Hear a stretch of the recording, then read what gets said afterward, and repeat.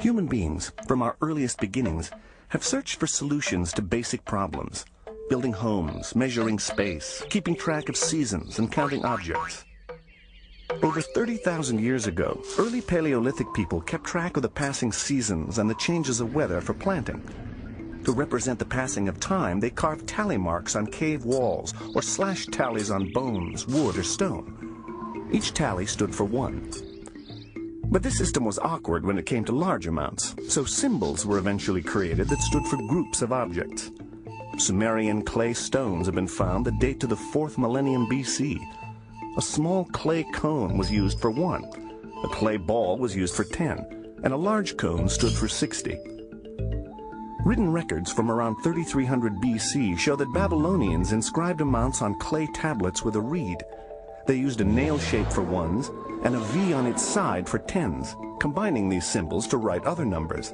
For example, Babylonians wrote the number 19 as.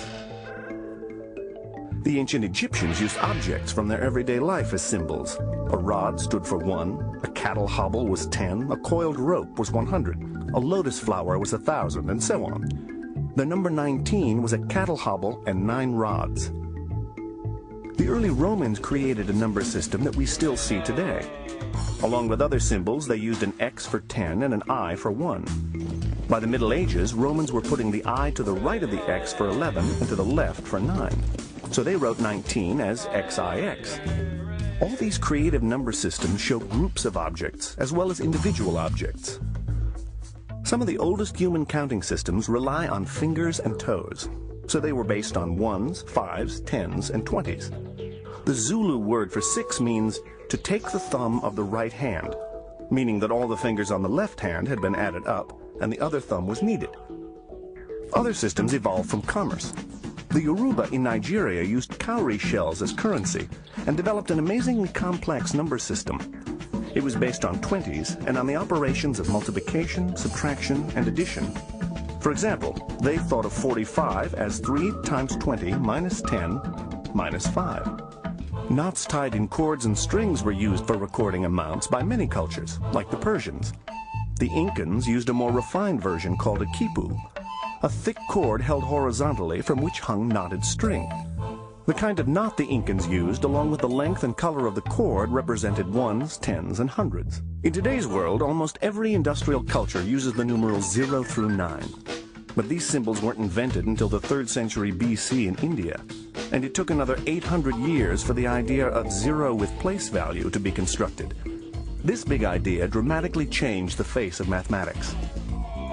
We humans have always shared with one another. When early cultures shared their food and water or wanted to divide their land in ways that were fair and equal, fractions gradually emerged as symbols for these fair share situations. The ancient Egyptians used unit fractions. Fractions where the numerator is 1, like 1/2, 1/3, and 1/5, and would add and halve these fractions. If they wanted to divide 3 loaves of bread equally among 5 family members, they'd first divide the first and second loaves into thirds. Then they'd divide the third loaf into fifths. Finally, they'd take the remaining 1/3 from the second loaf and divide that into 5 pieces. They wrote this as 1/3, 1/5, 1/15.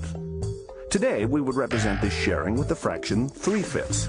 3/5 of a loaf for each person, or 3 loaves divided by 5 people. The Sumerians and early Babylonians invented a number system of fractions based on 60 that we still use 4,000 years later. Our days have 60-minute hours and 60-second minutes, and our circles encompass 360 degrees. Chinese societies used an abacus with a system based on tens, although it had no 0. An early form of decimal fractions came from the abacus. For example, 3/5 would be 6 out of 10 on an abacus. The Chinese lovingly named the numerator the sun and the denominator the mother. It wasn't until the 12th century that common fractions with the bar notation that we use today were invented. Even then, these fractions weren't widely used until the Renaissance period, only 500 years ago. Throughout history, every culture around the globe has created inventive ways to calculate. To solve a problem, say 12 times 15, early Russian peasants used a system of doubling and halving. When an odd number, halved, resulted in a fraction, they rounded down. Then they added the factors associated with the odd multipliers.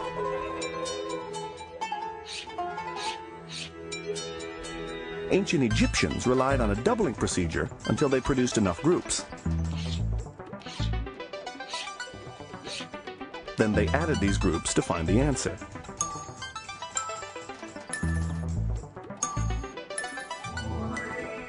Across Europe and Asia during the Middle Ages, the abacus was the handheld calculator of its day, but only very few people knew how to use it, usually wealthy merchants and moneylenders. By simply moving beads that each had place value, an abacus was a highly efficient way to compute. Then, the great Arab mathematician Al-Khwarizmi introduced the Hindu-Arabic numerals 0 through 9 into North America and Europe and created new procedures for computation. These algorithms could be written onto paper. Over the centuries, learning the algorithms became the hallmark of an education, as students were taught to compute long columns of figures, borrow and carry, and do long division efficiently and reliably. They could now keep records of these procedures and check results. Today, complex calculations are done with a handheld calculator. This means students need the ability to check the reasonableness of the answer and to have a rich repertoire of mental math strategies to do that. Most simpler computations, like 12 times 15, can be solved mentally using a variety of strategies.